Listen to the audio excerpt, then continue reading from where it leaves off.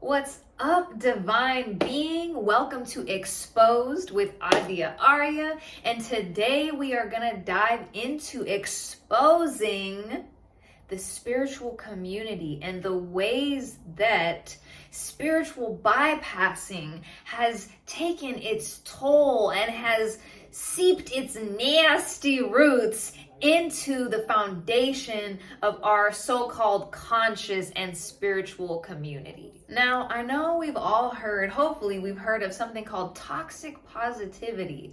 Well, toxic positivity is directly related and correlated with spiritual bypassing. And what happens is we've been fed this narrative, especially in the spiritual and conscious community, that all the time we got to be positive. We got to see the positive in everything. And of course, yes, there is a benefit to having a higher perspective on life and being able to be grateful for all of the circumstances, all the scenarios and the situations that happen to us, because in actuality, yes, everything is always happening for us. It's for us to learn. It's for us to grow. It's for us to recognize something about ourselves that maybe we didn't see before.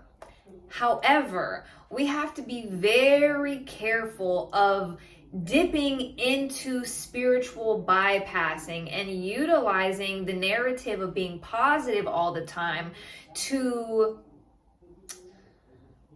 really bypass some of the wicked, toxic, and highly problematic things that happen in our communities. So people in positions of leadership and power, whether that be healers, coaches, mentors, CEOs, business people, it really hits into all spheres and spectrums in life. And we have to all be willing to recognize where we are unconsciously projecting shadow and utilizing positivity, toxic positivity, as a way to distract and negate the very real experiences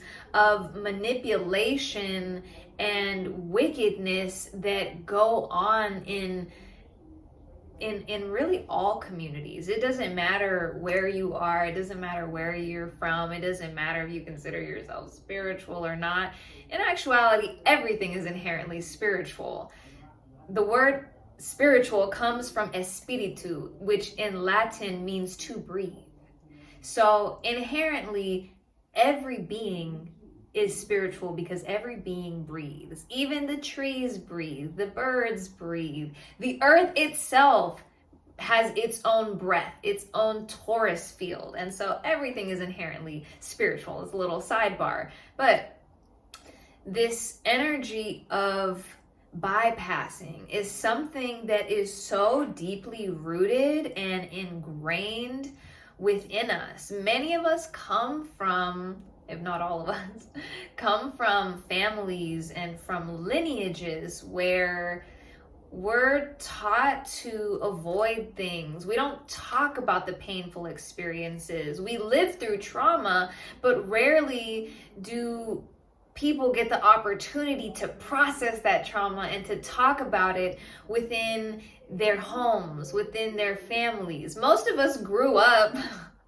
having, traumatic experiences that we just had to shut up and be quiet about and just continually move forward because there was no time to talk about it. Many of our families and parents didn't want to talk about that stuff. And so these are the things that now we see are running rampant in our communities. This unwillingness to take accountability, this unwillingness to really look at the shadows, to really look at the things that are problematic and not condemn them, but illuminate them and bring them to light so that they can be transformed so that we can all transform, right? So especially in the so-called spiritual or conscious community, something that I found personally is that when I started to talk about the things I was seeing, the experiences that I was having, people didn't want to hear about it. Really, I noticed that in the spiritual community, just like in most communities, anytime you start to veer from the mainstream narrative, you're seen as an outsider. You're seen as someone who's a troublemaker. You're seen as someone who's problematic and dangerous, when in actuality, you're just doing your part to talk about the stuff that's going on that is unjust, that is not right. So we really all have to be careful of being more honest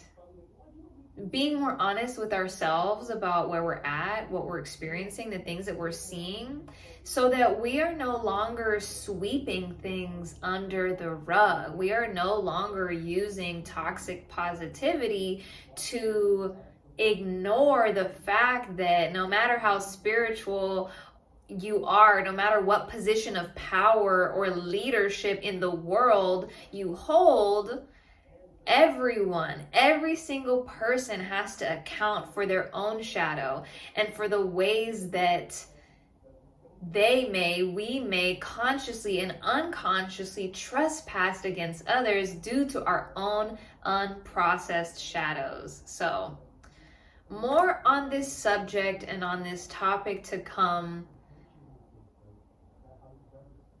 And if this is something that you are personally experiencing, know that not only is it okay to talk about your experiences, it's important, but just be mindful of and just make sure that when you're sharing and when you're talking about things, you're talking about your experiences, share about it in a way that's authentic, share about it in a way that's truthful, and share about it in a way that is ultimately for the purpose of illuminating the individual and collective shadow, so that we can all do our part to come more fully into the frequency and the energy of unity.